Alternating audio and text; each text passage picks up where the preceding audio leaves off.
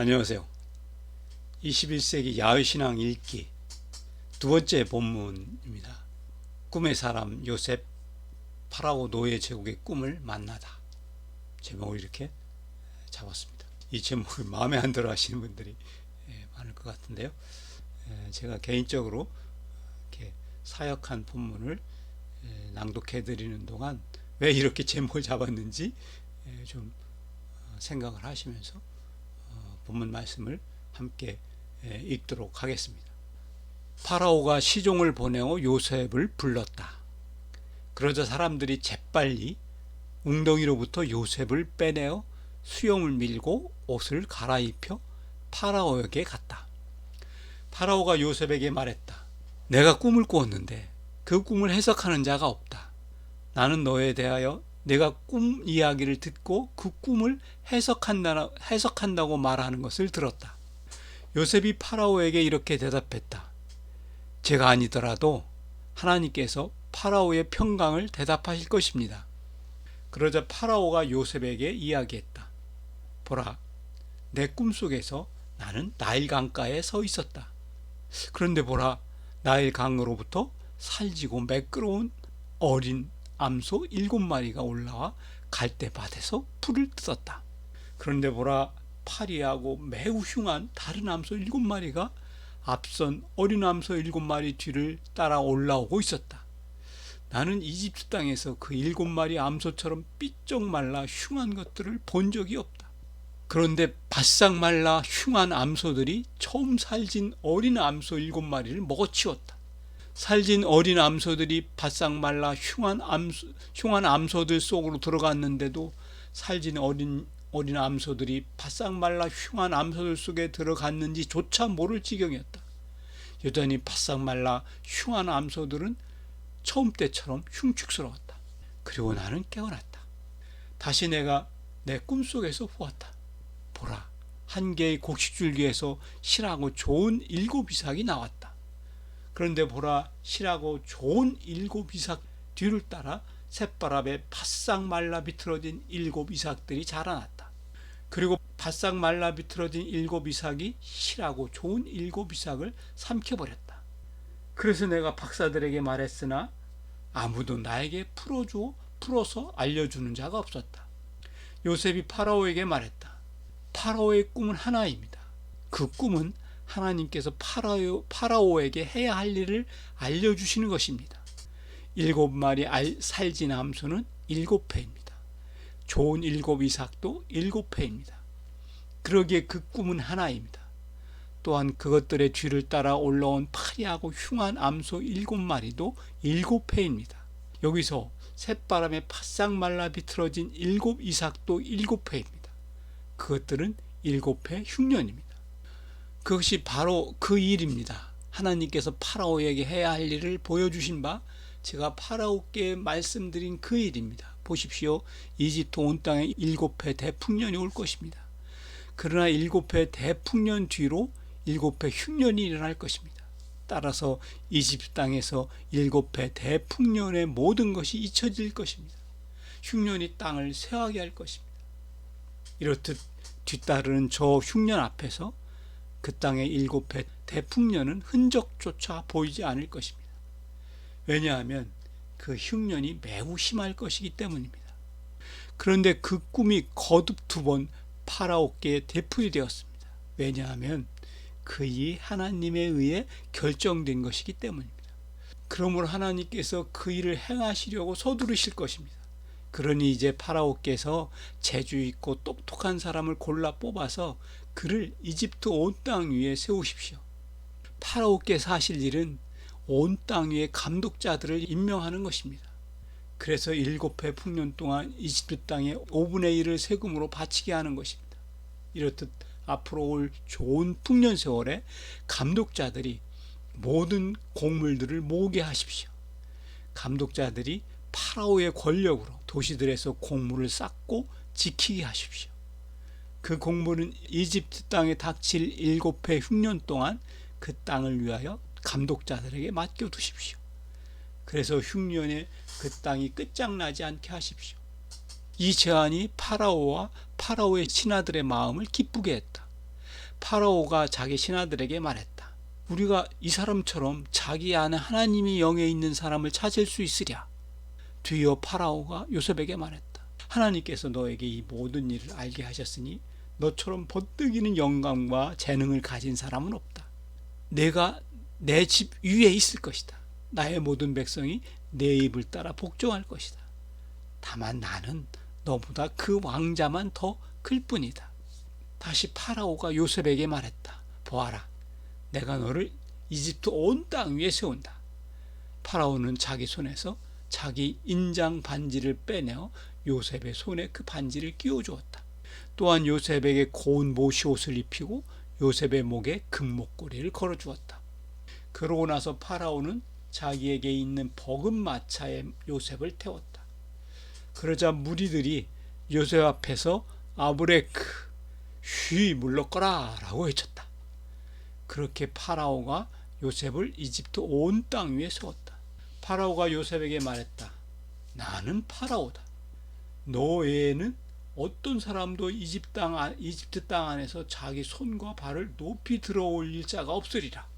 파라오가 요셉의 이름을 차프나프 피아네아흐라고 불렀다. 또한 파라오가 요셉에게 온 제사장 포티페라의 딸 아스낫을 아내로 주었다.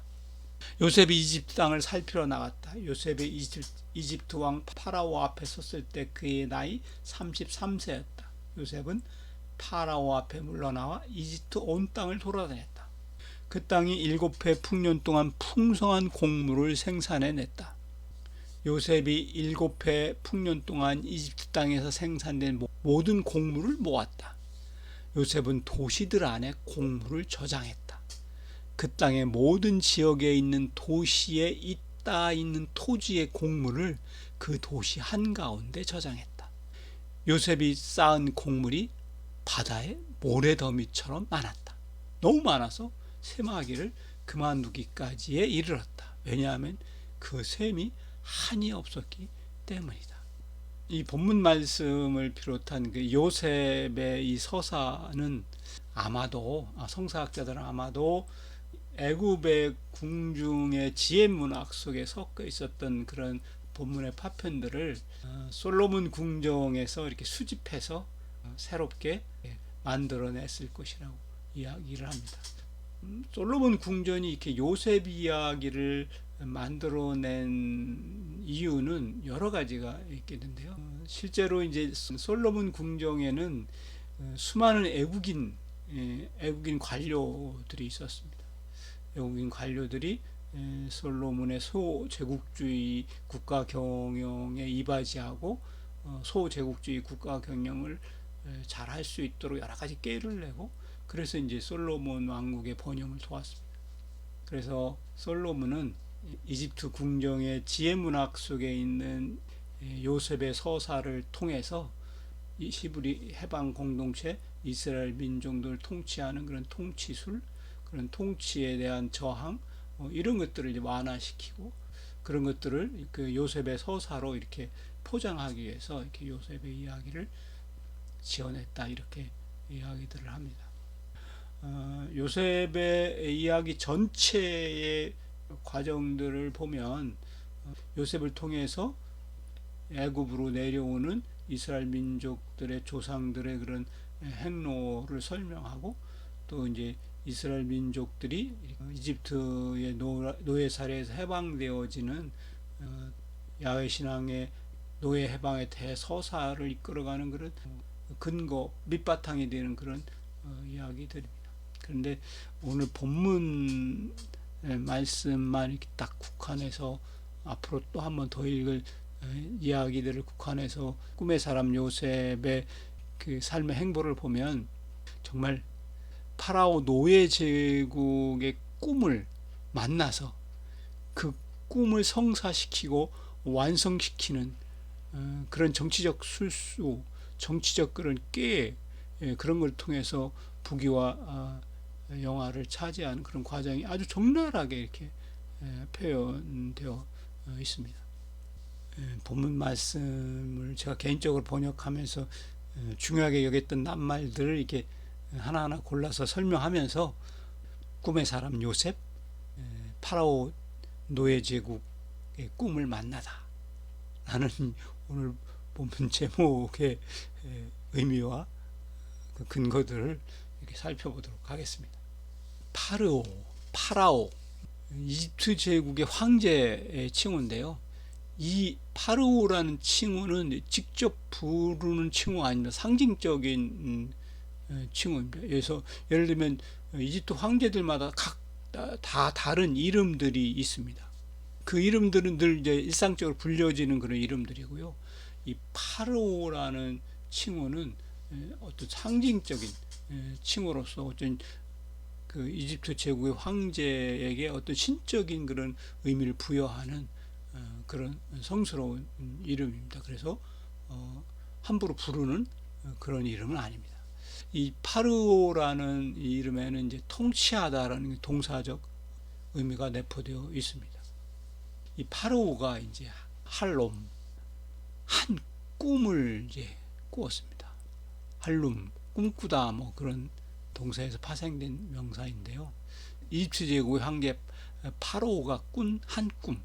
그 꿈은 놀랍게도 이집트 온 땅을, 또 이집트가 점령해서 식민지로 거느리고 있는 팔레스틴 지역까지 이집트 제국의 모든 경계에 있는 땅에서 모든 사람들을 노예로 삼으려는, 채무 노예화하려는 그런 엄청난 꿈을 꾸게 되었습니다.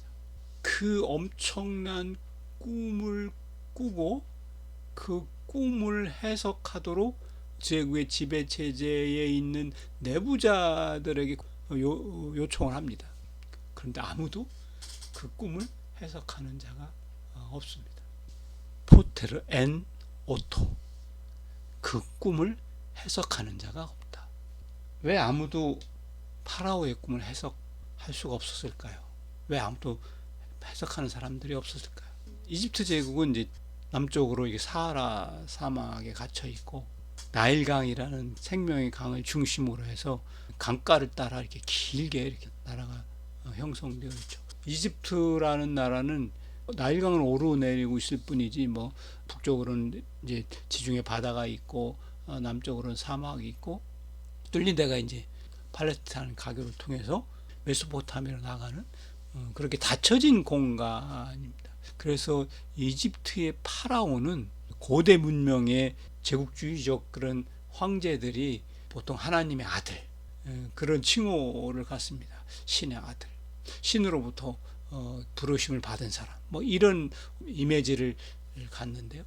이집트의 파라오는 하나님입니다. 신이죠.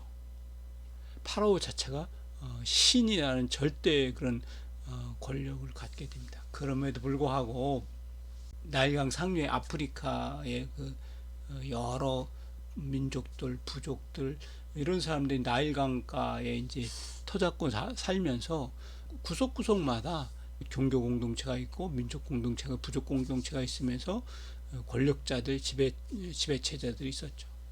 그래서 이집트는 이렇게 갇혀져서 신적 권력을 가진 파라오가 통치하는 그런 제국이긴 하였지만 수많은 종교들과 수많은 그런 통치 이데올로기, 지배 이데올로기들이 작동하는 그런 제국이었습니다.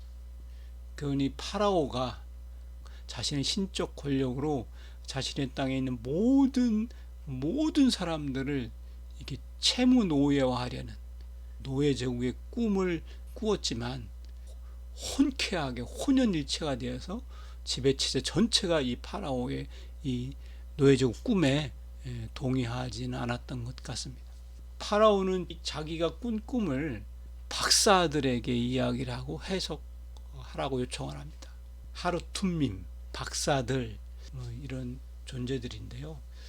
이 박사들은 파라오 지배체 내부자들 중에서 아주 고위 관료에 속하는 그런 사람들입니다. 우리 만성서는 뭐 술객, 그래서 무슨 박수무당처럼 이렇게 이미지가 들도록 번역을 했는데요. 그런 박수무당이 아닙니다. 이집트 제국 내에서 가장 지식이 높은 사람들이고 그 파라오를 보좌하는 지배체제 내부 계층에 아주 중요하고 고위급 그런 실력자이고 인사들입니다. 하루툼님이라는 말 속에는 이제 옛날에 이제 이렇게 글씨를 쓰기 위해서 만드는 그 철필 뭐 그런 의미가 숨어 있습니다. 글을 쓸 줄 알고 글을 기록할 줄 아는 그런 얼마 안 되는 소수의 권력 집단이 박사들입니다. 근데 아무도 이 파라오의 이 꿈에 동의하지 않고 이 파라오의 꿈을 해석해 주지 않았습니다. 그래서 파라오가 부랴부랴 소문에 들려진 애부인 요셉을 불러다가 자기 꿈을 이야기하고 자기 꿈을 실현시킬 계획을 만들고 자기 꿈을 실현할 수 있는 그런 힘을 애부를 통해서 빌려오게 됩니다. 그래서 요셉을 불러드립니다. 파라오는 요셉을 불러들여서 자기의 꿈 이야기를 하고 자기의 지배체제 내부자들이 그 꿈을 해석하지 못하는 것들에 대해서 이야기를 하고 아무도 그 꿈을 해석하는 사람이 없다라고 이렇게 푸념을 합니다. 그러자 요셉은 그 파라오의 꿈 이야기를 듣고 파라오를 위로합니다. 파라오를 위로하면서 파라오를 아주 격려합니다. 이렇게 요셉이 파라오의 꿈 이야기를 듣고 파라오의 꿈을 격려하는 그런 문장들이 이제 빌레 아다일 엘로힘 야네 엣 샬롬 파로라는 문장입니다. 내가 아니더라도 빌라 아다이 내가 아니더라도 하나님께서 야네 답하실 것입니다. 대답하실 것입니다. 엣 샬롬 파로의 평강. 아나 대답하다라는 이런 동사에는 흔쾌히 승낙하다라는 의미도 있습니다. 에투셀름 파로의 평강으로 하나님께서 대답할 것이다. 파라오가 맘먹고 있는 파라오 노예 제국 지배 체제에 대한 그런 내용들을 하나님께서 허락하시고 흔쾌히 승낙하시고 또 그것을 이룰 수 있도록 대답할 것이다. 여기 초반부터 꿈의 사람 요셉이 파라오의 꿈을 만나는 이 이야기의 본문의 초반부터 이렇게 하나님을 끌어다 대서 이제 이야기를 시작을 합니다. 그런데 이 꿈의 사람 요셉이 파라오의 노예제국 지배체제의 꿈을 만나서 하나님을 끌어들이고 뭐 하나님을 핑계로 여러 가지 이야기를 하지만 이 본문과 또 이제 앞으로 읽을 파라오의 노예제국 이 꿈을 실현하고 완성하는 모든 과정 속에서 단 한 번도 하나님이 이 일에 간섭하시거나 말씀하시거나 행동에 나서는 일이 전혀 없습니다. 벤 마게드리 그러나 아무도 나에게 풀어서 알려주는 자가 없었다. 그 막강한 신적 고리를 가진 파라오 주변에 이렇게 파라오의 꿈을 동의하고 그 꿈의 내용들을 알려주고 그 꿈의 내용을 실현할 수 있는 계획을 세우고 함께 동참해서 그 일을 이루어갈 그런 내부자가 없었다. 이런 얘기가 되겠죠. 어쨌든 이제 그 7배 풍년이 일어나고 7배 흉년이 일어납니다. 사바 가돌 7배 대풍년 쉐바 슈네라 7배 흉년. 나일강의 기후와 풍토, 나일강이 해마다 범람함으로써 아주 질 좋은 풍족토를 만들어내고 거기 농사가 풍년이 들고 또 범람함으로써 또 이제 흉년이 오고 여기 흉년과 풍년이 반복되는 이런 나일강 주변의 기후 풍토는 1만 년 전 이전부터 시작되었다고 합니다. 훨씬 더 1만 년 더 오랜 세월 전에는 이제 어떠한 기후와 풍토를 가졌는지 잘 모르겠지만 하여간 나일강에는 해마다 이렇게 나일강이 범람하거나 그럼으로써 범람을 막기 위한 그런 수로에 대한 기술, 뭐 저수지에 대한 기술, 제방을 쌓는 그런 기술들이 아주 이제 크게 잘 발달해 있었습니다. 사실은 그런 나일강의 기후와 풍토 속에서 고대 이집트인들에게 나일강이 범람하고 그래서 흉년이 되거나 풍년이 반복되니 이런 이런 것은 사실 특별하지 않는 것이었습니다. 이 특별하지 않는 것을 아주 특별한 것으로 만들어서 온 이집트의 사람들을 노예화하는 파라오 노예족의 꿈이 이제 연결고 그 꿈이 실현되고 그 꿈이 열매를 맺게 됩니다. 요셉은 이 모든 일들이 하나님에 의해서 결정되었고 그래서 하나님께서 그 일을 행하시려고 서두를 것이다 라고 이렇게 이야기를 합니다. 키나콘 하다바르 메임 하 엘로임, 그 일은 하나님에 의해서 결정된 것입니다. 하나님에 의해서 결정된 것이기 때문에 멤마헤르 하 엘로임 라소토, 하나님께서 그 일을 행하시려고 이제 서두르실 것입니다. 파라온 이집트 제국의 지배체제 내부자들로부터조차도 동의받지 못했고 내부자들조차 설득하지 못했던 이 파라오의 노예 제국의 꿈에 대해서 요셉이 아주 멋들어지게 해석하고 파라오를 격려합니다. 그 일은 하나님에 의해서 결정된 것이기 때문에 하나님께서 그 일을 행하시려고 서두를 것입니다 라고 파라오를 하나님의 이름을 빌려서 격려를 합니다. 그러면서 이제 7년 대풍년이 왔을 때 파라오께서 파라오의 권력으로 타트 야드 파라오, 파라오의 권력으로 이렇게 번역을 했는데 문자적으로는 타하트 야드 파라오, 야드 파라오의 손 아래서, 파라오는 이집트 제국의 황제로서 이 땅에 나타나는 신이고 신적 권력과 신적 능력을 가진 사람입니다. 그래서 파라오의 권력으로 파라오의 손으로 이제 파라오의 노예 제국의 꿈을 이제 이루어 갈 수 있습니다. 그렇게 이루어 가도록 부추기고 꾀를 내어 줍니다. 꿈의 사람 요셉이 이렇게 파라오의 노예족의 꿈을 만나서 그 파라오 노예족의 꿈을 실현할 수 있는 여러 가지 꾀를 내어주고 여러 가지 그 길을 보여주고 또 실망한 파라오, 자기 집의 내부자들에게조차 이렇게 지원과 동의를 받지 못했던 이 파라오의 그 실망한 마음을 하나님의 이름으로 위로하고 격려하고 그럼으로써 요셉이 내어놓은 모든 이 꾀에 이제 파라오의 신하들조차 파라오는 당연히 매우 기뻐하고 흡족해해서 그 계획을 승인합니다. 파라오와 파라오의 신하들이 다 함께 이 요셉의 이 계획을, 파라오 노예 제국의 꿈을 실현하는 그런 대계획을, 대플랜들을 승인하고 그렇게 하도록 허락을 합니다. 그러자 이제 파라오가 이제 그 요셉을 추어 올리면서 이야기를 합니다. 자기 안에 하나님의 영이 있는 사람이 너 말고 누가 있겠냐? 내가 이 일을 맡아서 책임지고 하라, 이렇게 이야기를 하고 총리를 삼습니다. 아쉘 루아흐 엘로힘 보, 자기 안에 하나님의 영이 있는 사람. 꿈의 사람 요셉은 파란만장한 삶을 살죠.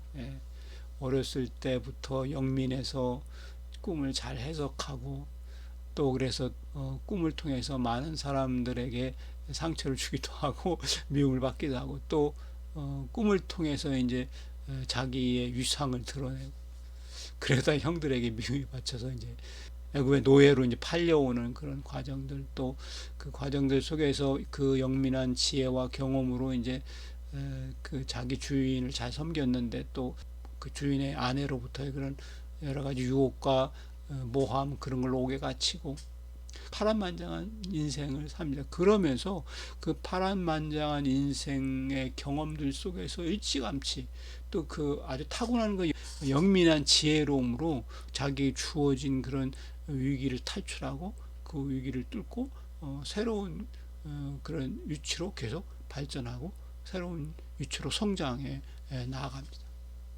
그런 점에서 한 사람의 인생 경험과 또 영민한 지혜와 능숙한 꾀와 그런 지식들이 얼마든지 하나님의 영처럼 행사될 수 있다는 그런 생각을 해봅니다. 라크 하키세 에그달 미메카, 파라오는 자기 안에 하나님의 영이 있는 사람으로서 그 요셉을 극진하게 대우를 합니다. 다만 나는 너보다 그 왕자만 더 클 뿐이다. 요셉을 세워서 자신의 권력을 나눠주고 자신의 복음마차에 태워서 온 땅을 이렇게 다니게 합니다. 파라오의 그 복음마차를 타고 이집트 온 땅을 다니면서 앞에 가는 그런 관리들이 아브레크 쉬 물러거라 이렇게 외치면서 이렇게 요셉을 이집트의 총리로 세워 줍니다. 그런데 요셉을 자기 다음의 위치에 지켜 세우면서 그러면서도 파라오는 이렇게 말을 합니다. 아니 파라오, 나는 파라오다. 이런 표현, 아니 파라오, 나는 나다. 나는 야훼다. 하나님이, 신이 자신을 계시하고 선포하는 그런 표현으로 이야기를 합니다. 나는 파라오다. 마치 파라오는 하나님처럼 이야기를 합니다.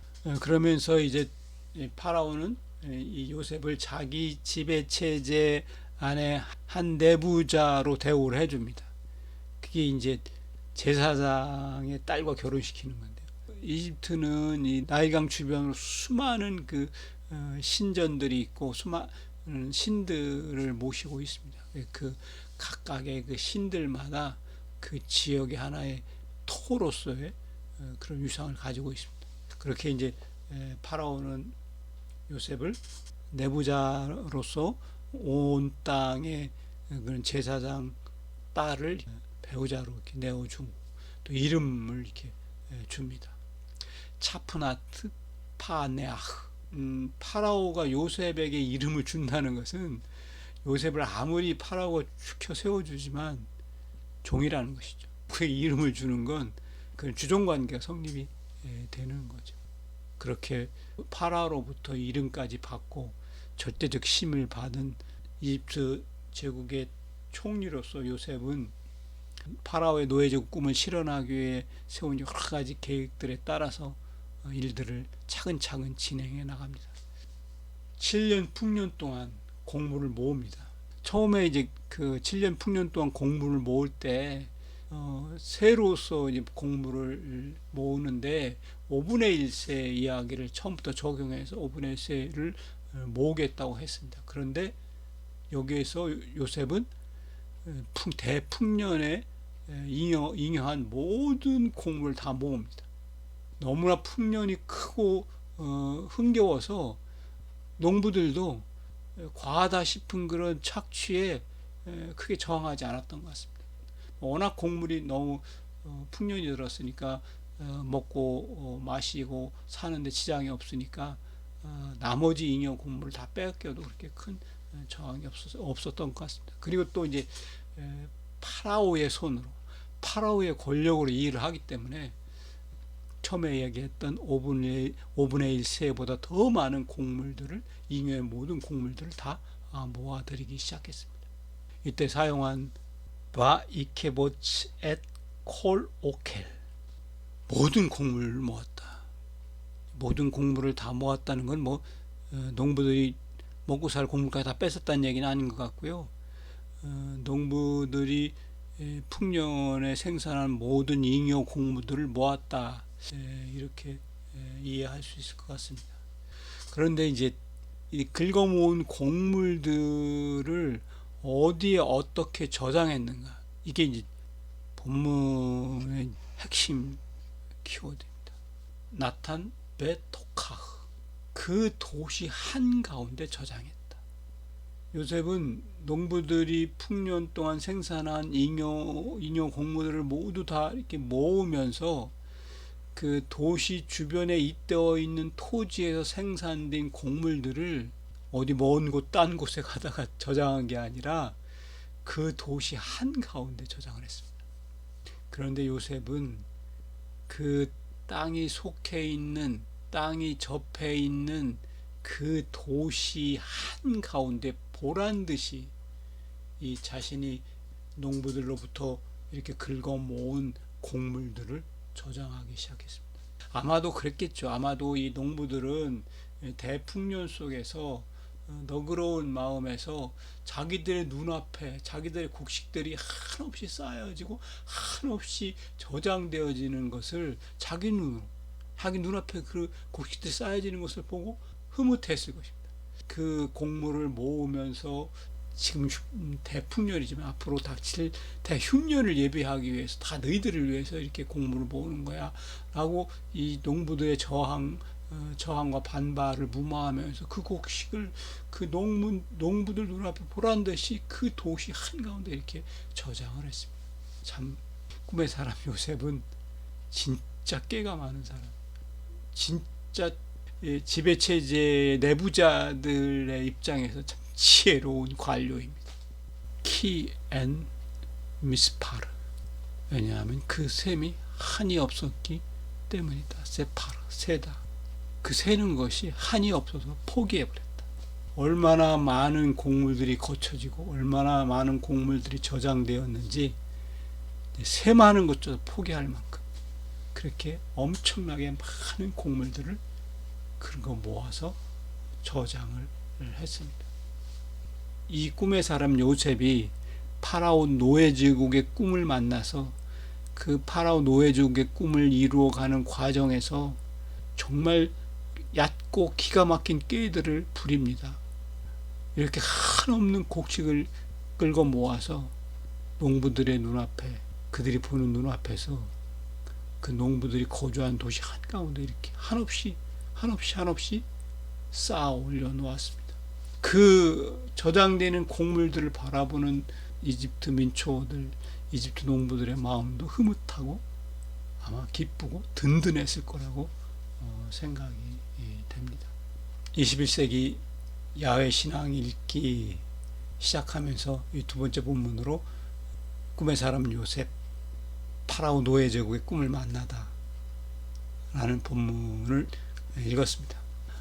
제가 이렇게 이제 본문을 번역하고 낱말 설명하고 이렇게 본문을 해석하는 주제를 이렇게 나름대로 정했습니다. 마음에 안 드시더라도 마음에 안 드실 수도 있고 뭐야 저거 그러실 분도 있겠지만 저는 하나의 제안으로서 드리는 것입니다.